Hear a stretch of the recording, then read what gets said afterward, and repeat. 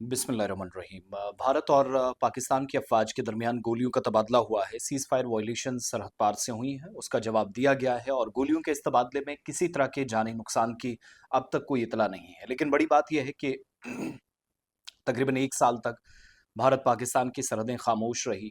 Operation सिंदूर के बाद ये पहला ऐसा मौका है जब सीज़ फायर तोड़ा गया हो, ब्रेक किया गया हो, नाजंग मुआहदे की खिलाफ-वर्ज़ी सरहद पार से हुई है और उसकी जवाबी कार्रवाइयाँ करनी पड़ी हैं। अभी तक जो मौसूला इत्तलात हैं, फ़ौज के बयान का भी मज़ीद इसमें इंतज़ार है। लेकिन जो हमने मकामी ज़राए से, मकामी लोगों से तरकुंडी रजौरी के अंदर पता किया, तो अभी तक की कन्फर्मेशन के मुताबिक रात 10 बजे के आसपास, सवा 10 बजे के आसपास पहला फायर या गोलियों की आवाज़ लोगों को सुनाई देती है और तकरीबन ढाई से पौने 3 घंटे तक ये सिलसिला वक्फे-वक्फे से जारी रहता है। अब आम तौर पर हमने क्या देखा है कि इस तरह के वाक़यात तब होते हैं जब दरअंदाज़ी की कोशिशें होती हैं, इन्फिल्ट्रेशन होती है, घुसपैठ की कोशिश की जाती है, तो उसको ऐसी कोशिश को नाकाम बनाने के लिए कार्रवाइयाँ होती रही हैं। लेकिन इस बार दोनों तरफ से फायरिंग हुई है और वैसे भी पीओजेके के अंदर जहाँ पर हालात काफ़ी ख़राब हैं, 31 लोगों की अभी तक मौत हो चुकी है पाकिस्तानी फ़ौज और पुलिस की फायरिंग में।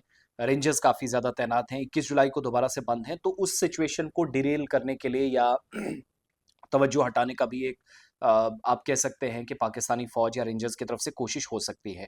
आज जो तारकुंडी राजौरी का ये जो सेक्टर है, राजौरी में, मंजाकोट के बिल्कुल साथ लगता है, जो लोग राजौरी पुंछ को जानते हैं। पुंछ सेक्टर जहाँ थोड़ा आगे जाकर शुरू होता है, उससे पीछे 11 बजे के आसपास कुछ रिपोर्ट्स आई थी और बाद में जब हमने कन्फर्म किया तो पता चला कि 10 सवा 10 पहली गोली चली। रिटेलिएशन की गई और इस सारी सूरत हाल को फौज के आला अफसरान बहुत करीब से देख रहे हैं, निगरानी का मौसर निज़ाम है, देख रहे हैं। सेम अटेम्प्ट्स कई बार किए गए हैं, दरअंदाजी कराने की कोशिश जब जब बॉर्डर पार से हुई है तो फायरिंग करके डिस्टर्बेंस क्रिएट करने की, कि अफवाज पीछे हटें, भारतीय फौज डिस्टर्ब रहे और ऐसे में दरअंदाजी कराई जाए, ये देखा है हमने। शाहदरा पीर की गली, साउथ कश्मीर वाले रास्तों से होते हुए दरअंदाजी की कोशिशें, जो मंजाकोट और कंडी बेल्ट तक होने वाले ऑपरेशंस, इनके लिए आप ये कह लीजिएगा कि एक मिसाल हम सबके सामने है। मुरीदकी में, भावलपुर के अंदर ऑपरेशन सिंदूर में होने वाली कार्रवाई 6 और 7 मई की दरमियानी शब को पहलगाम वाक़े के बाद जो भारत सरकार ने कार्रवाई की, अफ़वाज की तरफ से, एयर फोर्सेस की तरफ से, उसके बाद ये पहला चकलाला था, मुरीदके था, भावलपुर था। तकरीबन पीओजेके के अंदर और पाकिस्तान में 9 मकामात को टारगेट किया गया था। उसके बाद ये पहला इस तरह का इंसिडेंट है। इंफ्रास्ट्रक्चर को सरगोदा के अंदर, चकलाला में, नूर खान, भलूरी के अंदर, जैकोबाबाद, सक्कर के अंदर और रहीम यार खान, वो सारे इलाके जिनको टारगेट किया गया। उसके बाद ये पहला इंसिडेंट है।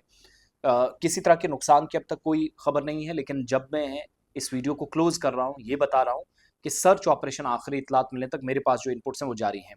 फायरिंग काफ़ी ज़्यादा हुई है, छोटे हथियारों का इस्तेमाल जो हमारे ज़राए बता रहे हैं, लेकिन फ़ौज के बयान का इंतज़ार है। क्या ये घुसपैठ की कोई कोशिश की गई?